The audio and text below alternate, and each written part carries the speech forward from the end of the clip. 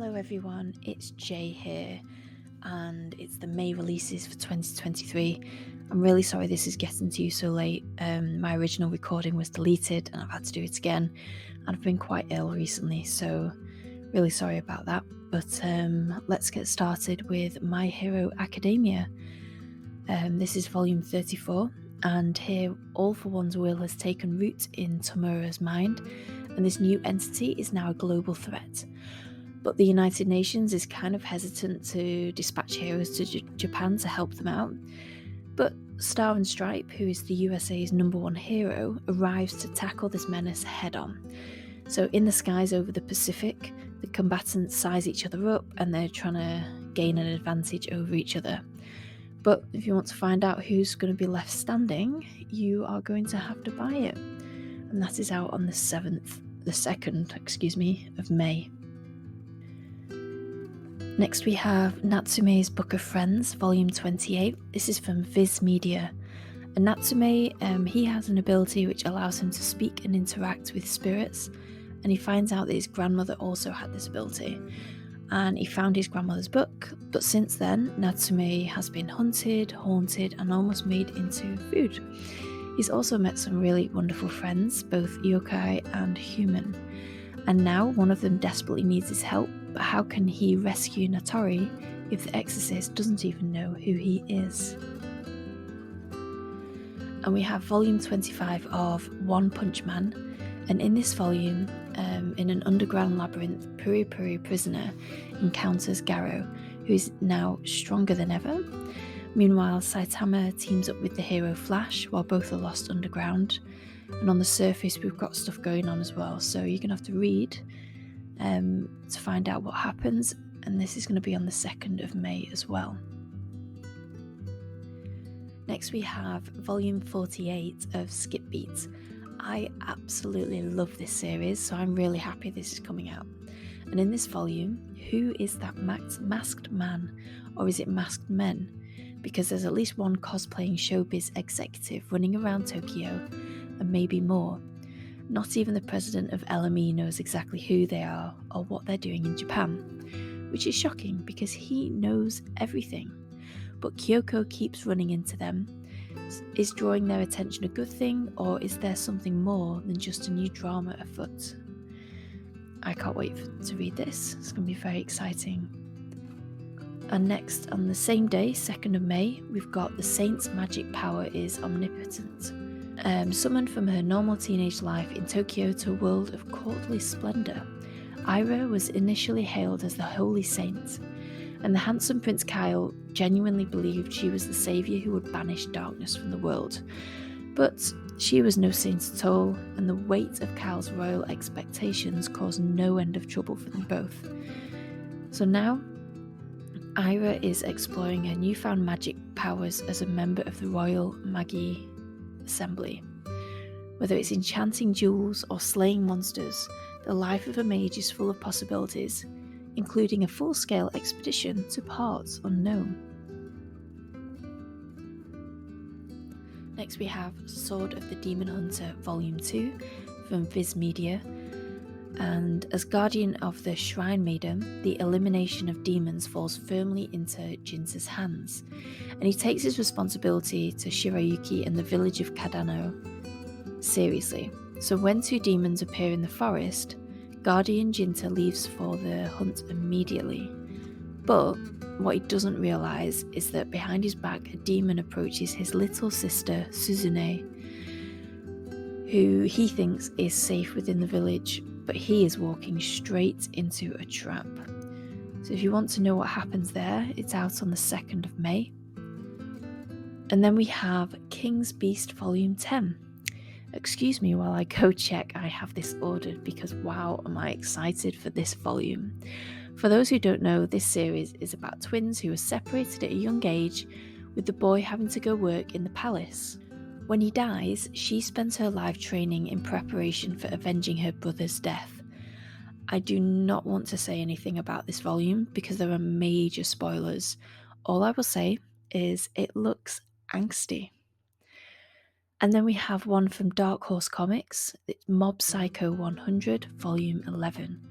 This is out on the 3rd of May, and here a tower looms above the ravaged city left standing by the psychic terrorist organisation Claw, who are hell-bent on world domination.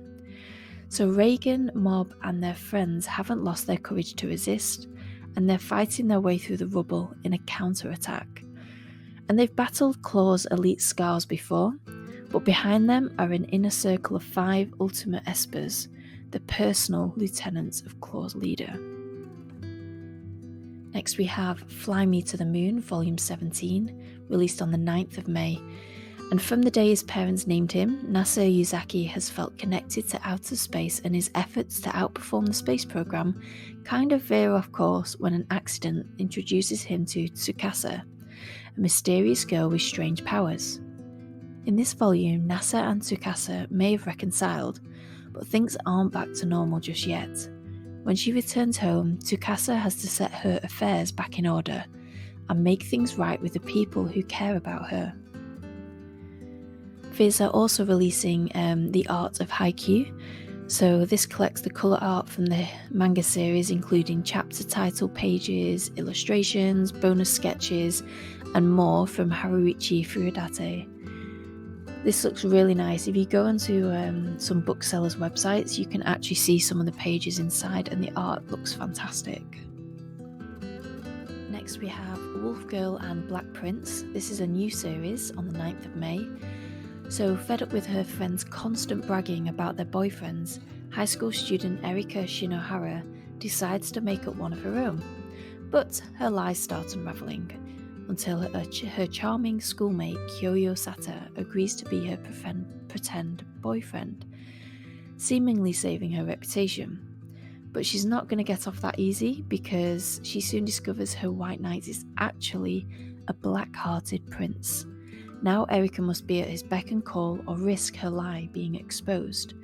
But is Kyoyo really as black-hearted as he seems? Well, you're going to have to read it to find out. Next we have a release from Kodansha, and this is a post-apocalyptic action manga where a soldier named Leon is taken from his family on a trumped-up charge, and then he's dropped into a suicide mission. And the mission is to recover a dangerous weapon from a deadly place. This place was once known as Japan 200 years ago, before it was devastated by a nuclear weapon and cut off from the world. It's a place of terror and mysteries, wonders of science some believe best forgotten, and monuments to a bygone era of human decadence, and irradiated monsters ready to tear apart any humans foolish enough to set foot there. So that doesn't sound dangerous at all. All Leon knows about the weapon is its codename Taratsugumi. If they find the weapon, they get their freedom. But what's the true nature of this weapon, and how is it connected to the taloned, half-human girl who swoops in to save Leon? I have to say the front cover of this looks awesome, looks really cool, so I'm quite tempted to pick this up. And that's going to be released on the 9th of May.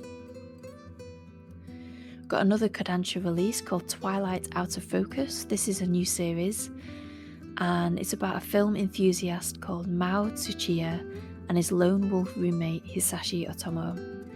So these second years make 3 promises to each other: that Mao will never tell anyone that Hisashi is gay and has a boyfriend, 2, that Hisashi will never think of Mao in that way, and 3, that they'll always knock before entering in case someone is having some private time. And the two's ground rules should ensure a peaceful life together in their dorm, but life is never as simple as it should be, and some things are not so easily promised.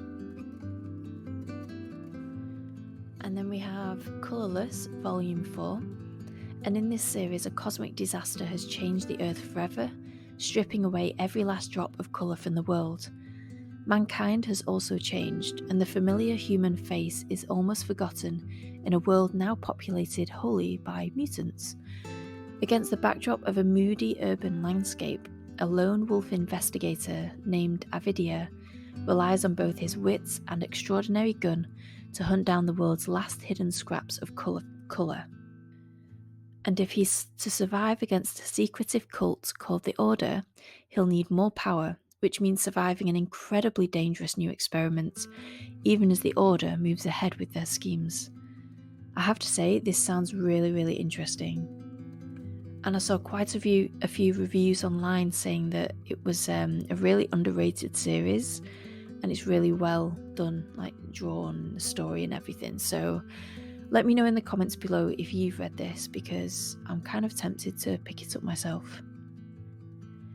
Next we have another Seven Seas release, Skip and Loafer Volume 7. So for those of you who don't know, this manga is about a country girl called Iwakura Mitsumi who moves to Tokyo and is overwhelmed by city life. And at Tokyo High School she makes friends with Shima Sosuke, a handsome classmate who's as laid back as she is overprepared. In this volume, spring has begun and Mitsumi and friends are finally becoming second years. They have different classes, encounters with new first year students and more. But it's not all smooth sailing, so read to find out more. Next we have Soloists in a Cage. This is a new series and it's a dystopian action thriller, and it's set in a desolate prison city, a snowy place that houses all manner of criminals. Here an orphan named Chloe struggles to survive while caring for her baby brother, but luckily her neighbour hatches a plan to bust them out, and the wheels of her fate begin to change. This is the story of one girl's battle to hold on to hope. I think this sounds brilliant, and I think I may have to look into buying this series. And I love the front cover as well. It's really, really cool. Next we have a Kodansha release. It's a new series called The Yakuza's Bias. Oh my goodness, this sounds amazing. So, Ken Kanashiro is one of the top lieutenants in the feared Yakuza outfit, the Washio clan, and he lives his life by the code of the Japanese underworld, where nothing is more important than loyalty. He has never had time for hobbies until the boss's only daughter, Megumi, drags him to a K-pop concert, and he sees the glittering, charismatic Jun for the first time. Smitten like a new recruit on his first job, Ken plunges into fandom with the solemnity and passion only a true man who walks the way of the Yakuza could muster. I mean, it just sounds fantastic. I'm definitely going to have to look into getting this series. And next we have a Kodansha release, number 6, and it's an omnibus, and it's the third omnibus in the series. This dystopian manga series follows Sion, an intelligent and highly educated boy who lives a privileged life within the walls of number 6, which is one of 6 city-states that was built after the world was destroyed from war. But Sion's comfortable existence changes forever when he meets Nezumi, who's an escaped convict, and all this happens on his 12th birthday. Due to his assistance in keeping Nezumi safe, Sion loses his rights and is forced to live in the lower town, where he becomes a normal citizen. 4 years later, Sion finds himself back in Nezumi's company, and in the midst of a dangerous conspiracy that leaves a trail of bodies in its wake. So read to find out what is really going on in number 6. Next we have a Yen Press release on the 16th of May, and it's called Reborn as a Vending Machine, I Now Wonder the Dungeon, Volume 1. And there are no words for me. This title is spectacular and mind-boggling all at once. Only in manga would you get something like this. So surprisingly, this is about a Japanese vending machine enthusiast who is crushed by his favourite contraption.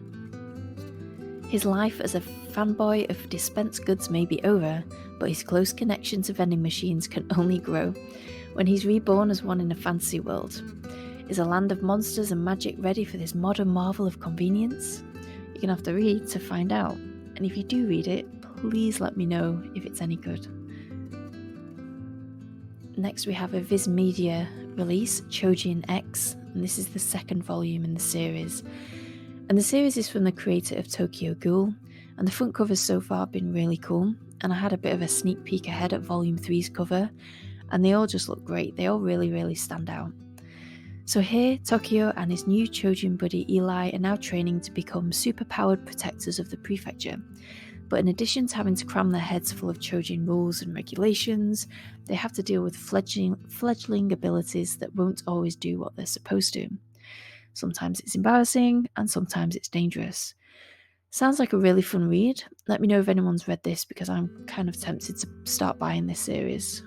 Next we have the Saviour's Book Cafe story in Another World. This is the 5th volume in the series from Seven Seas. Despite being sent to another world as a saviour, Tsukina has managed to stay out of the spotlight and she's run her own book cafe. And she's, with her marriage to her fiancé on the horizon, Tsukina is looking forward to their peaceful life together. But one of the regulars at the cafe seems to have other plans for Tsukina and for the kingdom of Othel. So will Tsukina get her fairy tale ending? You have to read this final volume of the series to find out. And that's it for me so far. This is the first half of May. I will do another video later on in the month for all the manga volumes coming out in the second half of the month. So until then, happy spending. Bye everyone.